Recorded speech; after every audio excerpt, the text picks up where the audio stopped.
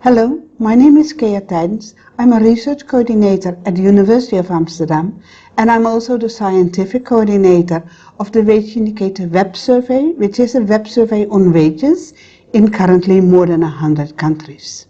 On behalf of the University of Amsterdam, I'm involved in the SERISS project funded from the European Commission. I'm the coordinator of Work Package 8 in SERISS, which is about survey codings.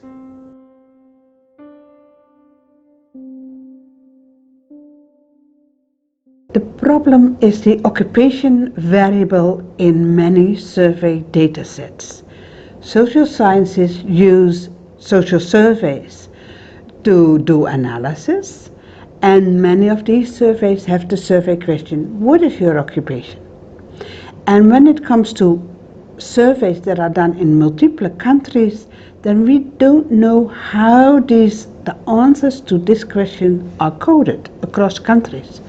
We don't know whether the plumber in country 1 is coded similarly to the plumber coding in country 2. And so for the plumber it's pretty easy. But when it comes to more difficult occupations, when it comes to managerial occupations, for example, then the comparability across countries becomes questionable.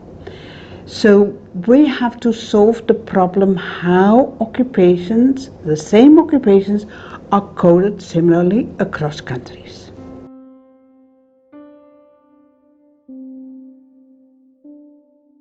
The solution to the industry coding question is to have a database with industry names which are pre-coded and which we have made available due to the SERISS project for more than 300 industry names and for more than 40 languages. So any survey can use this database to have a proper coding of the industry. In addition, we made an occupation industry prediction. Based on the selected occupation in the survey, the most likely industries are shown in the survey. And so the respondent can better choose whether those industries apply to him or her, and if not, there's the option tick other, and then all the full list of industries shows up for the respondent. Also, this is available on surveycodings.org.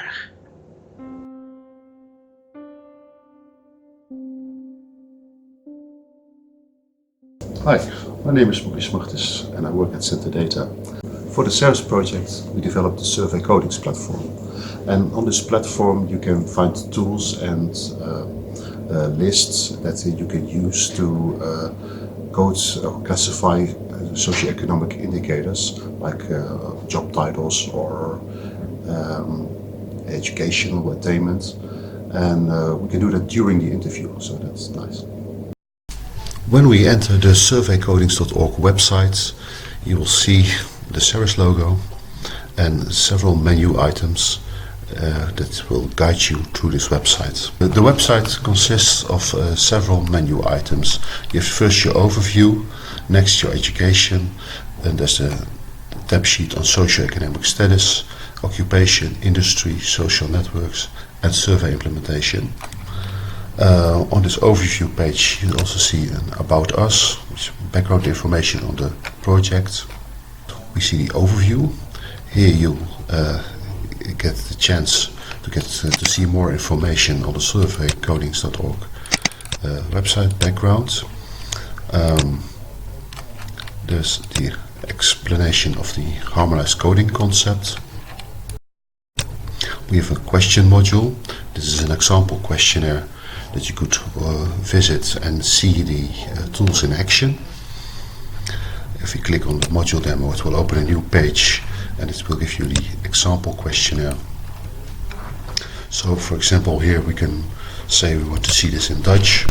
The questionnaire would be in Dutch. If you go back and change it to another language, say French, the French questionnaire will open. Go back to language. It asks you where you live. Let's say we live in Belize. When you were born. What is your gender? If you have a paid job, the job. Next. Are you an employee? Yes. Permanent contract? Yes. Are you a student? No. And what sector do you work? And this is one of the tools that you'll see in action later. So let's say we were in the shoe making industry. I typed in she, and one of the results is the leather, shoe and industry. If I select that, I can continue and finish the questionnaire. We'll go into a database live search, which helps you show what coded indicators we have. So if you click here and go to, let's say France, and we can type in something with auto, it will give you a nice list of industries related to anything that has automobile mainly, but also auto routes. We can then click on one of these industries and get some background information on that industry. You see that it has maintenance and repair of motorcycles as the original industry, and that this French one is the French translation of this.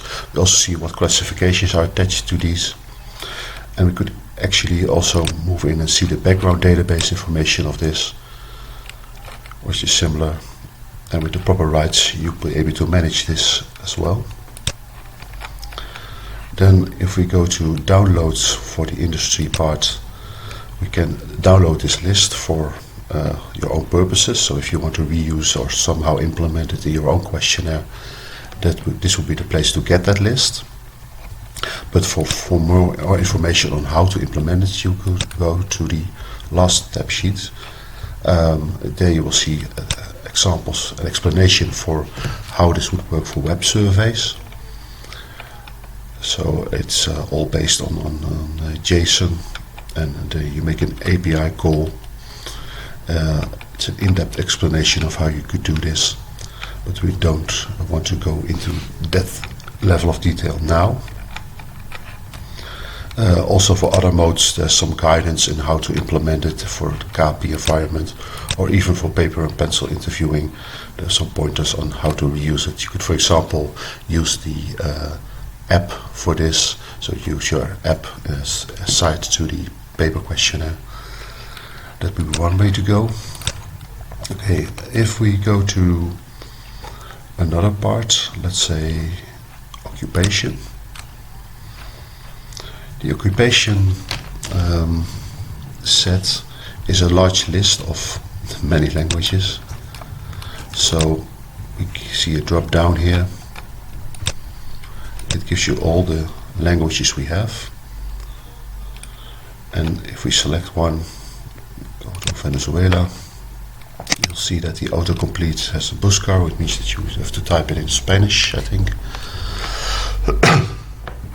And if I type in Pol, I get Politico, which is the thing right now in Venezuela relevant. And again, the classification for this job title is there. We also have a tree view, which is generated by the system. We could see a multi-level interface. Again, downloads are available, so we can download the database of occupations. There's some more information on further reading. Okay. For education, the list of menu items is a bit longer. We can have a question module, which is an example of how the questions are asked. And we have links here in several languages of how the questionnaire for only measuring education is stored.